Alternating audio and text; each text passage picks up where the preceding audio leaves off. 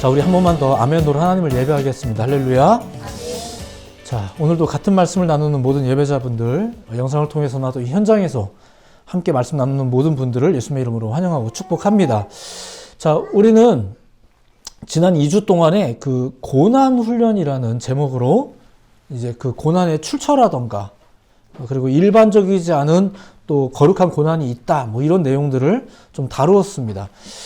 그리고 오늘은 이 고난과는 조금 다르게 이제 위험이라는 말에 대해서 이 위험에 관한 이야기를 좀 이제 나누어 볼까 합니다. 고난과 위험이 어떻게 다를까? 뭐 사전적인 의미도 있겠지만 최대한 성경에 나와 있는 이야기를 가지고 좀 조명을 해 보는 겁니다.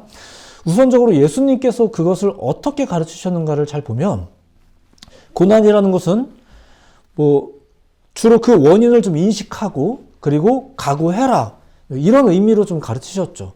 일단 원인이 있다는 거예요. 그리고 나온 결과가 고난이었다, 이런 내용들, 그리고 그것을 경우에 따라서는 각오해야 될 필요도 있다, 이런 내용들이 있었는데, 위험이라는 것은 예수님께서 전하신 말씀에 따르면 위험이라는 것은 그에 대한 위기감, 그 위기감을 좀 세밀하게 먼저 살피는 것, 이런 식으로 이제 소개가 되고 있습니다.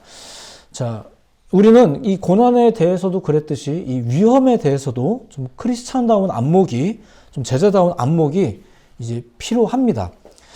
자, 우선은 그 고난과 위험이 어떻게 다른가를 이제 조금 더 보면 이렇습니다. 사전적인 의미로 보았을 때 고난은 쉽게 말해서 어려움, 이런 걸 뜻합니다. 사실은 상태죠. 결과예요.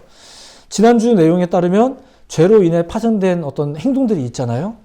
그 못된 행동, 못된 성격과 잘못된 행동, 그리고 그로 인해서 우리 안에 새겨지는 결과, 그게 고난이다, 이런 이야기를 지난주에 나눈 겁니다. 그렇게 기독교인으로서 우리는 먼저 그 고난의 출처가 죄 때문이라는 것, 죄의 인식이라는 게 있어야 되겠죠. 그런데 그러한 죄나 이제 고난은 주로 외부에서부터 밀려오기보다 우리 내부에서, 사실은 우리 안에서 더 많이 발생한다, 이런 내용들도 지난주에 좀 나누었습니다. 자꾸 원망만 하지 말자는 거죠. 자, 그렇다면 위험이라는 건 뭘까?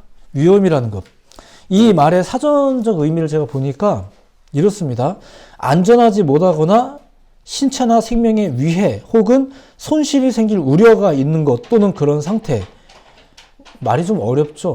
근데 이거를 이런 식으로 이해하면 될 것 같아요. 먼저는 꼭 그렇다고 말할 수만은 없겠지만 고난은 주로 우리 안에서 발생하는 죄의 결과인 셈이고, 꼭 그렇다고만 말할 수는 없지만 위험은 밖에서 오는 죄의 위협이라고 할 수 있을 거예요. 우리 내부에서 발생하는 무엇에 의한 결과가 고난. 근데 위험은 우리 외부에서부터, 바깥에서부터 들어오는 어떠한 위기감들, 위협들, 결과이기보다 그 사전적인 위협이겠죠. 먼저는 안과 밖의 문제로 생각을 해볼 수가 있을 거예요. 근데 또한 이것을 시간적으로도 이해할 수 있겠죠. 이미도 이야기한 거지만 고난은 이미 닥쳐진 것이고요.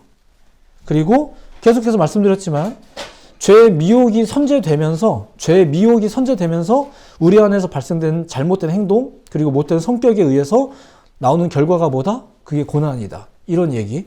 결과죠, 결과. 고난은 결과로 이해할 수 있어요. 그러니까 우리는 우선적으로는 우리가 겪는 이 모든 고난이 어떤 원인이 있다는 것, 죄의 원인이 있다는 것을 먼저 인식할 필요가 있죠. 그 원인 때문에 발생한 결과, 그것이 고난. 그리고 그것은 외부에서부터 일어나기보다 사실 우리 내부에서 일어나는 경우가 더 흔하다라는 뭐 이런 내용들. 많은 사람들이 이 고난 앞에서 억울해하긴 하는데, 이 기독교인다운 관점에 따르면 그렇진 않습니다. 우리는 억울해하기보다 그 고난의 때를, 그 고난의 결과를, 이게 이런 일이 와버렸구나, 이런 걸 깨닫고 나면 우리 안에 있는 죄를 좀 인식하는 기회로 좀 삼을 필요가 있어요. 그리고 그것을 어떻게 하면 해결할 수 있겠는가, 여기에 집중할 필요가 있겠죠. 고난이라는 게 뭐라고요? 우리 안에서 일어난 우리 안에서 발생한 그 죄를 방치한 결과예요. 그러니까 이걸 계속 방치하지 않는 게 이제 중요한 뭐 이런 과제가 있죠. 고난이. 위험이라는 것은 그것을 사전에 알리는 일과도 비슷합니다. 자, 이런 식으로 고난은 그 출처를 바르게 이해하는 것이 중요한 것과 더불어 이미 닥쳐진 결과를 뜻하는 게 이 고난이었다라는 것. 이게 지난주까지 또 이야기였죠. 그렇다면 이제 위험은 어떨까? 앞서 말했듯이 안전하지 못하거나 신체나 생명에 위해 혹은 손실이 생길 우려가 있는 것 혹은 그런 상태, 이제 그것을 위험이라고 한답니다. 그러니까 우려가 있다는 게 뭘까? 우려가 있다는 게 뭘까? 시간적으로 볼 때 아직 고난이 닥치지는 않았다라는 거죠. 아직 닥치지는 않은 것. 사전적으로 볼 때 이 위험이라는 말은 사실 그래서 좀 더 포괄적으로 사용이 됩니다. 무슨 말이냐면은 이 위험이라는 말과 고난이라는 말이 사실 굉장히 뒤섞여서 좀 사용이 되어져요. 예를 들면 이런 겁니다. 혹시 이런 말 여러분들이 들어보셨겠지만 누군가가 병원에 입원했을 때 사람들이 주로 이렇게 말을 합니다. 그는 지금 아파요. 그는 지금 위독해요. 뭐 이런 식으로. 이 말들은 잘 보시면 지금 환자의 상태나 결과를 표현하는 말입니다. 그는 아파요.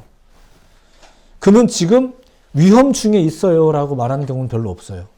이제 보통 그런 경우는 뭐 큰 수술을 앞두고 있다거나 혹은 질병에 대한 결과를 뭐 이게 설명할 때, 기다릴 때 결과가 명확하지 않을 때는 보통 이런 식으로 표현합니다. 그는 지금 위험한 상태예요. 뭐 이런 말을 하긴 하죠. 근데 그러니까 이 위험이라는 말과 이미 닥쳐진 상황을 사람들은 사실 많이 뒤섞어서 사용을 합니다. 근데 사실은 이걸 좀 구분해서 볼 필요가 있다라는 거예요. 간단하게 정리하면 이렇습니다. 고난은 이미 닥쳐진 것을 말하는 것이지만 위험은 아직 닥쳐지지 않은 것을 다루는 것이 이 위험이라고 볼 수 있습니다. 뭐 우리가 지금 단어를 분석하는 뭐 그런 시간은 아니지만, 공부하는 시간은 아니지만 고난과 위험의 차이를 좀 이런 식으로 이해할 필요가 있어요. 왜냐하면 이제부터 보게 될 본문의 내용 때문에 그렇습니다. 자, 이제 오늘 본문을 한번 보도록 하겠습니다. 오늘 본문에 보면 이런 이야기가 등장을 합니다. 이제 제자들이 하는 말이에요. 사람들이, 예수님 곁에 있는 사람들이 이런 말을 합니다. 아름다운 돌과 헌물로 꾸며진 성전에 대해서 이야기합니다. 성전에 대해서 갑자기 누가 말을 꺼낸 거예요. 근데 그게 아마 굉장히 멋졌었나 봐요. 얘기를 꺼냈는데, 그쵸. 멋진 상태죠. 아름다운 상태예요. 그걸 보면서, 그걸 가리키면서 예수님에게 대화를 이렇게 시도하는 사람들이 예수님 곁에 있었어요. 자, 여기서 나오는 이 성전이 헤롯이 이제 왕으로 있을 때 지어진 제3성전입니다. 그러니까, 재건된 성전이에요. 세 번째로 재건된 성전. 재건됐다는 얘기는 무슨 얘기예요? 성전이 앞서서 무너진 적이 있다는 얘기겠죠. 무너진 적이 있었던 것을 다시 재건하는 것. 그러니까 처음 지은 건 아니에요. 자, 무언가가 다시 지어진다는 것은, 재건된다는 것은 항상 보충되고 수정되고 덧붙여지는 것을 전제합니다. 그러니까 원래 모습대로 복원하는 개념을 넘어서서 덧붙여지는 것이 있죠. 원래의 성전의 모습에서 덧붙여지는 게 있다는 얘기예요. 이제 삼성전이 이제 그랬고요. 그랬던 그 삼성전이 굉장히 예뻤나 봐요. 자, 그런데 사실 이 삼성전이 이제 BC 19년부터 짓기 시작을 했는데 예수님의 사역 당시에까지 완공되지 못한 불완전한 상태였었습니다. 그러니까 지금 그 불완전한 성전을 보면서도 거기에 쓰인 뭐 이제 하얀색 대리석이라든가 뭐 여러 부호들이 들였던 귀금속으로 이제 그것을 치장하고 세워나가면서 그게 굉장히 감탄스러운 그런 모습이었던 거예요. 아직 완성도 안 됐는데도 이렇게 예쁘면, 야, 이게 완성되면 뭐 엄청나겠죠? 굉장할 거예요. 그렇게 미완성의 상태인데도 불구하고 화려한 성전을 보면서도 아직 완전하지 않은데도 불구하고, 야, 이것만 하면은 잘 될 거야 라는 소망이 우리한테 있잖아요. 아, 이번 사업만 잘 되면, 이런 게 있잖아요. 아직 완성되지도 않았는데도 거기에 사용되어진 정보라든가 재료가 좋으면, 아, 멋진 가게가 될 거야, 뭐 이런 게 있단 말입니다. 이제 이렇게 화려한 성전을, 미완성인데도 불구하고 벌써 화려해요. 우리는 그 화려함을 가지고 이야기를 꺼내는 사람들에게 예수님이 이제 하신 말씀이 있어요. 예수님이 하신 말씀, 예수님께서 하신 말씀이 이런 겁니다. 6절의 내용인데 이런 말씀이 있어요. 너희 보는 이것들이 날이 이르면 돌 하나도 돌 위에 남지 않고 다 무너뜨려지리라. 아, 찬물을 그냥 확 끼얹으셨어요. 그러니까 아직 그런 일이 일어난 건 아니에요. 아직 그런 일이 일어난 건 아닌데 현재 보이는 화려함을 두고 지금 예수님이 뭐라고 말씀하시는 거예요? 망할 거다라고 경고를 하는 거죠. 그러니까 이 말은 고난에 관한 이야기가 아니라 위험에 관한 이야기예요. 이 화려한 성전이 어떻다? 위험하다라는 거예요. 그런 일이 올 수 있다라는 거예요.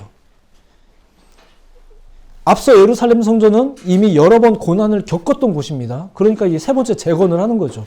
교회도 그렇지 않습니까? 시대적으로, 교회적으로, 또 개인의 신앙인들도 마찬가지예요.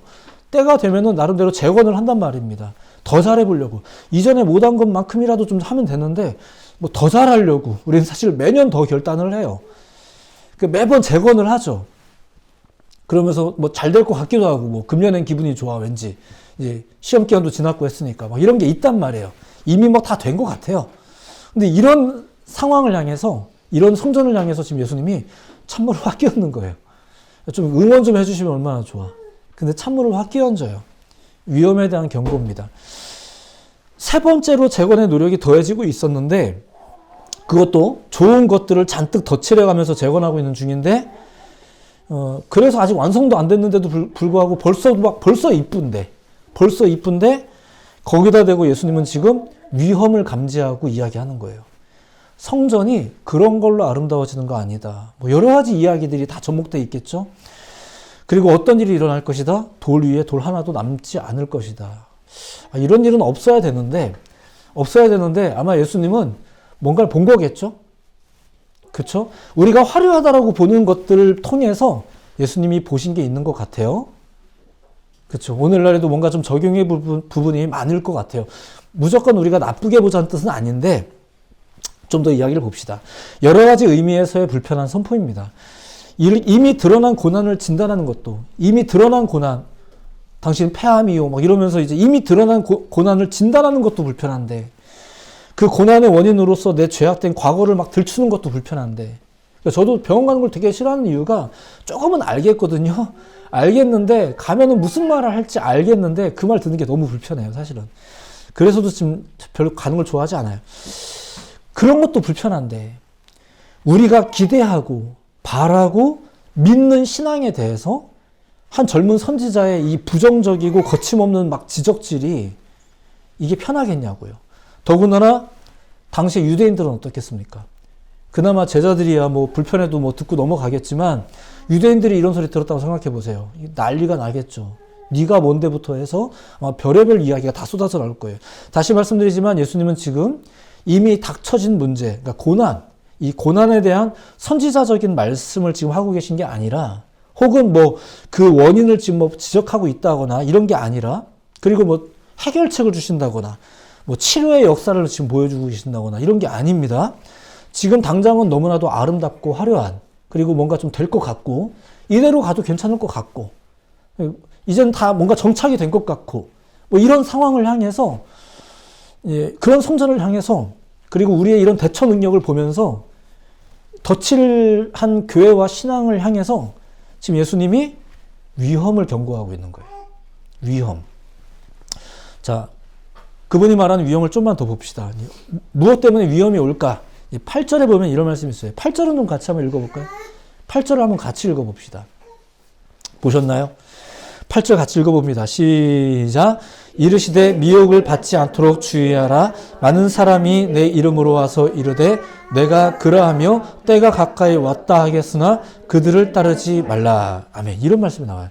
자, 요거 조금만 세밀하게 봅시다. 제 이야기가 좀 반복되는 이제 형식이 좀 있지만 그럼에도 불구하고 좀 한번 세밀하게 봅시다. 이런 위험이 온답니다. 이제 미혹이 온다는 거죠. 미혹이라는 게 있대요. 예. 이 미혹이라는 말은 쉽게 말해서 거짓말입니다. 거짓말. 지난주에 고난 훈련이라는 것을 나누면서 고난이 오는 주된 원인이 뭐라고요? 예, 죄 때문이었다. 뭐 이런 이야기를 나눴죠. 그 죄로 인한 잘못된 행동과 이제 못된 습성들, 뭐 이런 것들. 근데 오늘 이 위험 훈련을 통해서, 이 위험이라는 내용을 통해서 이 죄의 위협이라는 것이 이제 어떤 것인지를 이제 볼 수 있습니다. 그게 뭐냐면은 미혹, 거짓말입니다. 거짓말. 자, 그렇다면 예수님이 설명하는 그 죄의 미혹, 그 거짓말이 이제 어떤 모습일까 한번 보십시오. 그들이 뭐라고 미혹한지를 보시면 돼요. 첫 번째는 이렇게 말합니다. 내가 그다라고 말한답니다. 내가 그다. 당시의 배경으로 본다면 구세주란 얘기죠. 메시아란 얘기예요. 서로가 막 자기가 메시아라고 얘기한다는 거죠. 자, 그런 얘기입니다. 자, 그런데 사실 이러한 접근이 뭐 예수님 시절에만 그랬겠나? 아니죠. 오늘날도 넘쳐나죠. 이것만 있으면, 이 집에만 살면, 이 편한 세상. 뭐 이러면서 막 이 집에만 있으면, 여기만 들어가면 성공. 뭐 이러면서 우리에게 보장해주는 많은 화려함들, 많은 길들이 있어요. 내가 그래요. 이것이 그거래요.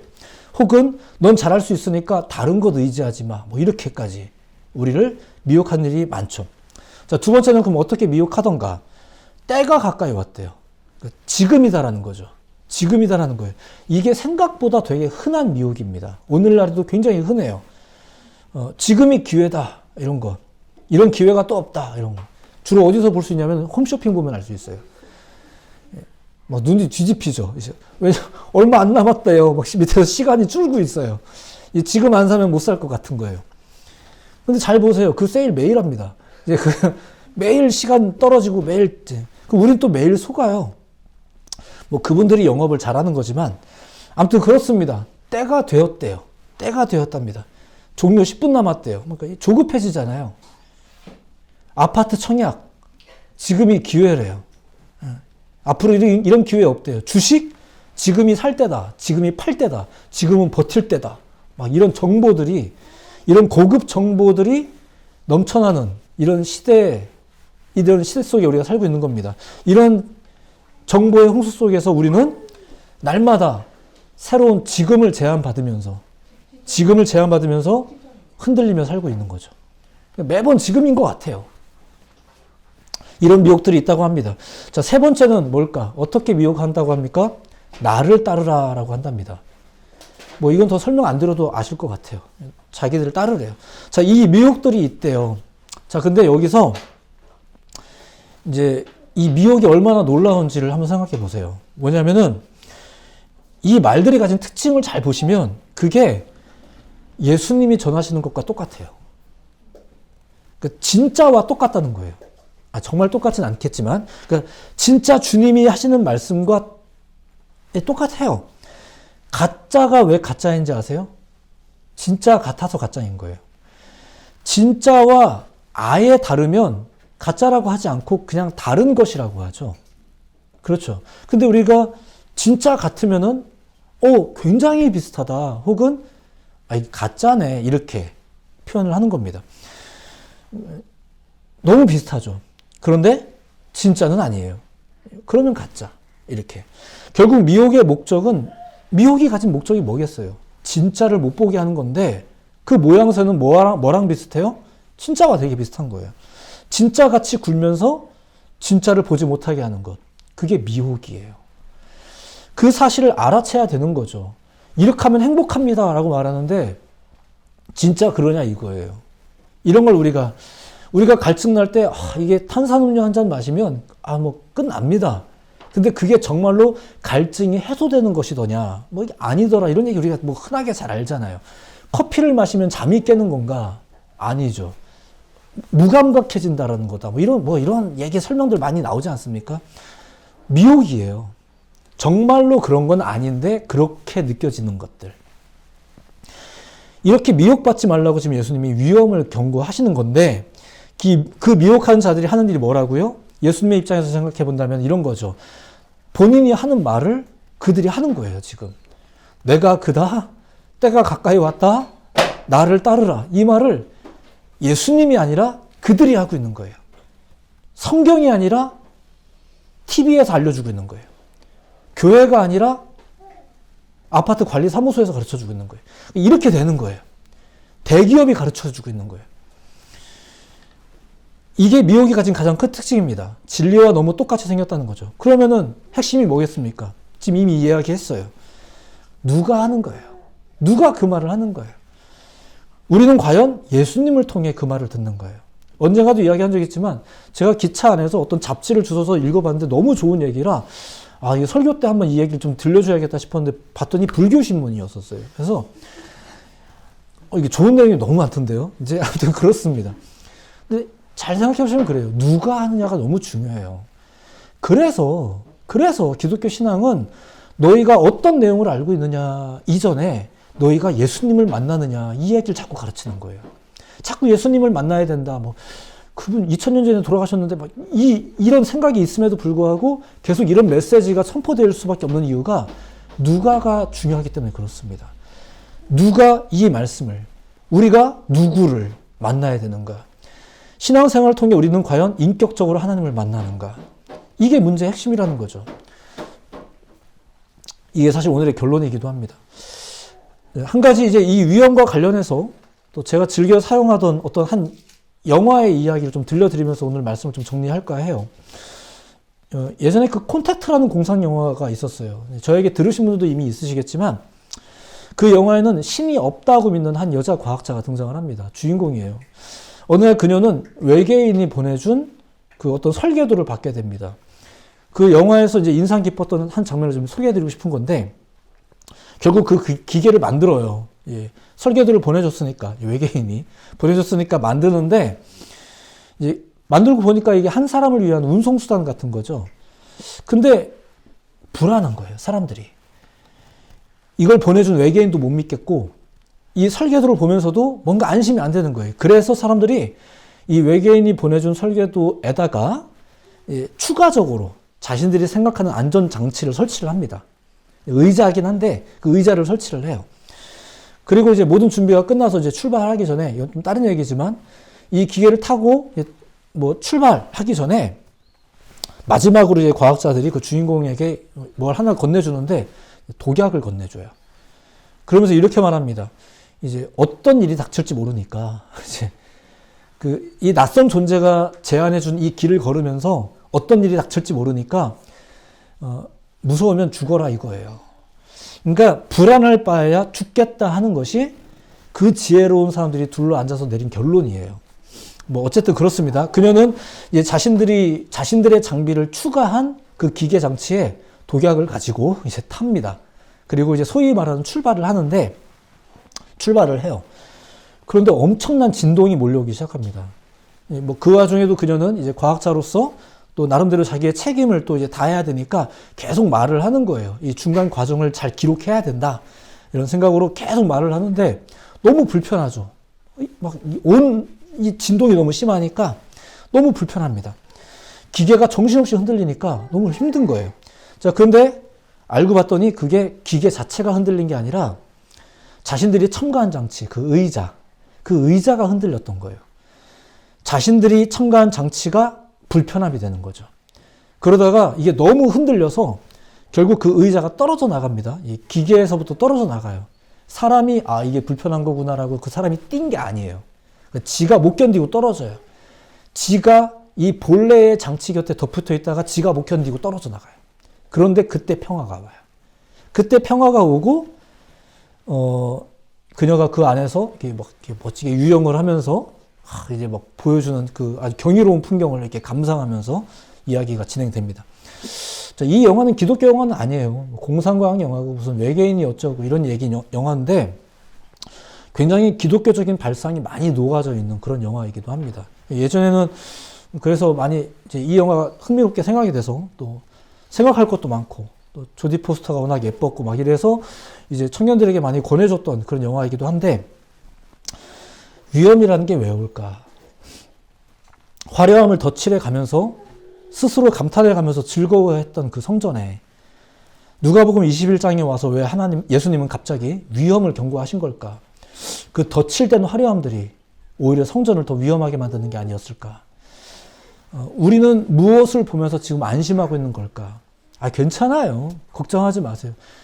동료들은 다 버려도 저는 안 버려요. 우리는 뭘 보고 도대체 그렇게 안심하고 있는 걸까? 우리는 위험을 감지하고 있을까? 자, 오늘의 말씀을 정리합니다. 지난 시간에 전해드린 말씀과 이제 섞어서 정리하면 이렇습니다. 좀 전에 얘기했던 덧칠된 부분에 대한 건 다음 주에 좀 더 이야기 나눌 거고요. 자, 오늘까지의 이야기를 정리하면 이렇습니다. 첫 번째, 고난은 이제 위험과는 다른 겁니다. 고난은 이미 드러난 결과를 칭하는 것이라면, 위험은 아직 닥치지 않은 문제를 다루는 것과도 같습니다. 고난에 대한 경고와도 같죠. 예수님께서 제자들에게 주신 말씀이 이런 것이었었습니다. 그냥 고난에 대해서 각오해라라고 가르친 것이 아니라 얘들아 조심해야 돼 라고 위험을 경고도 하신 거죠. 예수님은 이 두 가지를 잘 분별하고 이해할 필요가 있다라고 제자들에게 가르치신 것입니다. 그냥 뭐 죄다 싫다 이런 거 고민하면서 살기 싫다 뭐 이렇게 교회 다니면서 신경 쓸 게 많아요 이게 아니라는 거예요. 고달프고 힘들다고 앙탈만 부릴 게 아니라 지혜로워야 되는 거죠. 솔직히 어린 시절에 교회 다닐 때는 그냥 재밌으시면 돼요. 교회가 신나면 돼요. 막 우리 어린아이들 막 목사님 설교하는 강단 위까지 뛰어 올라가도 그냥 즐거운 해프닝이 되는 거고, 뭐 옛날엔 그러면은 뭐 너는 후에 목사 되라 막 이러면서 이제 이게 저주인지 축복인지 모르겠는데 아무튼 그러면서 그냥 이렇게 넘어가면 돼요. 어릴 때는. 그리고 실제로 우리가 어릴 때 뭐 엄청 주님을 바라면서 교회 가고 이랬나요? 사실 그러지 않았어요. 부모님 따라서 때로는 억지로도 가서 재밌는 게 있으면 참 그나마 좋죠. 이렇게 했는데 시간이 지나면 어때요? 지혜로워져야죠. 지혜로워져야 됩니다. 성장을 넘어서 성숙해져야 되는 거예요. 이제 위로만 구할 게 아니라 이제는 강해져야 돼요. 위로 받기만 바랄 게 아니라 이제 내가 누구를 위로할 수 있는 사람이 또한 되어야 되는 거예요. 강해져야 돼요. 고난에 대해서 대처하는 능력도 필요하지만 위험을 감지하는 능력도 배우셔야 되는 거예요. 훈련이라고 칭하는 본 설교를 통해서 여러분의 이해와 마음가짐이 더욱 견고해지시길 예수님의 이름으로 축복해 드립니다. 자, 두 번째는 위험은 어떻게 오는가예요. 미혹을 통해서죠. 미혹을 통해서. 이게 거짓말이에요. 이거 거짓말인데 이 세상에는 이 미혹이 넘쳐난다고 합니다. 너무 만연하죠. 이걸 당연하게 여기면 안 된다는 거예요. 이걸 당연하게 여기면 안 되고 그 주체를 느껴야 돼요. 말하는 거는 예수님이 하는 말하고 비슷해요. 근데 아니죠. 누가 그 말씀을 하는지, 누가 그 이야기를 우리에게 들려주는지, 누가가 중요합니다. 우선적으로 이해해야 될 것은 미혹은 위험한 겁니다. 또 속았네. 웃고 넘어갈 문제가 아니에요. 미혹은 위험한 거예요. 세 번째는 그 미혹이 왜 무서운가죠? 앞서 얘기했듯이 진리와 비슷하기 때문에 위험한 겁니다. 진리와 비슷하기 때문에. 진리와 비슷하기 때문에 위험하다는 얘기가 무슨 말이냐면은 후에 결과가 엄청나게 다를 거라는 얘기예요. 엄청나게 다를 거예요. 자, 그렇다면 어떻게 미혹되지 않을 수 있을까? 그 진리의 주체이신 예수님과 인격적인 관계를 맺는 겁니다. 옛날식으로, 옛날 목사님들이 설교하는 것처럼 이야기를 하자면 주님 만나셔야 돼요. 예수님 만나셔야 돼요. 우리는 지금 어떤 모습이 참된 제자의 모습일까? 참된 그리스도인의 모습이 어떤 것일까? 지금 이런 걸 생각하면서 지금 말씀을 나누고 있는 중입니다. 제자는 그저 예수님 곁에 맴돈다고 해서 제자는 아닙니다. 교회 출석을 꾸준히 한다고 해서 성도는 아닙니다. 그리고 설령 그렇다 해도 10년 전에 교회 근처에서 맴도는 거랑 지금 교회 근처에서 맴도는 거랑 여러분들의 모습이 똑같아서는 된다는 게 아니에요. 달라야죠. 신앙이라는 게 뭐예요? 금년 1월과 금년 12월이 다를 거다라는, 달라야 된다라는 기대를 가지고 하는 게 훈련이잖아요. 그게 성장이라는 거 아닙니까? 여러분들도 그렇지 않습니까? 금년 1월과 금년 12월에 내 실력이 똑같다라고 하면 성장했다고 해요? 그렇게 말하지 않잖아요. 그것 심지어 정찰하고도 안 해요. 퇴보라고 말합니다. 신앙도 그런 거예요. 성장하셔야 돼요. 예수님과 인격적인 관계를 맺으셔야 돼요. 그러면서 점점 더 깊어지실 수 있는 거예요. 사람 사이도 그렇잖아요. 그냥 교회 다닌다고 성도가 아니라는 이야기 계속 말씀드립니다. 성도들과 교제를 많이 맺으셔야 돼요. 그리고 같은 결론이지만 주님과 교제를 많이 맺으셔야 돼요. 주님과 교제를 맺는다는 것이 무엇일까? 잘 모르겠잖아요, 우리가. 가장 쉬운 예가 바로 성전을 가까이 하는 것, 예배하는 것, 그리고 목사를 자주 만나는 것, 성경을 자주 만나는 것, 기도 행위, 교회에서 제안하는 이런 제의적인 행위들을 내 생활에 가까이 하는 것, 그것이 주님을 가까이 하는 아주 가시적인 방법이 될 것입니다. 우리가 모르는 거 아니죠? 이미 다 알고 계셨던 거예요. 오늘 또 똑같은 얘기를 들으신 거예요. 성숙을 위해서 같은 이야기를 또 듣는 거예요. 성장을 위해서는 새로운 이야기를 들을 수 있겠지만 성숙을 위해서는 같은 이야기를 또 듣는 거예요. 예, 여러분들의 신앙 가운데 그런 도전들이, 그런 위험 경고가 이제 고난을 닥친 다음에 깨닫는 게 아니라 그 위험을 먼저 인식할 줄 아는 영적인 안목이 떠져서 이 시대를 보면서도 분별할 수 있는 그런 여러분들 모두가 되기를 예수님의 이름으로 축복해 드립니다. 그게 위험 훈련이 될 것입니다. 그냥 지나고 나서야 그때 그랬구나. 이건 후회고요. 이건 후회고. 그러니까 맨날 후회만 하면서 신앙생활 할 수는 없잖아요. 그러지 마시고 위험 훈련을 통해 주님의 안목을, 참된 그리스도인의 관점을 배워나가신 여러분들 모두가 되기를 예수님의 이름으로 축복해 드립니다. 기도하겠습니다.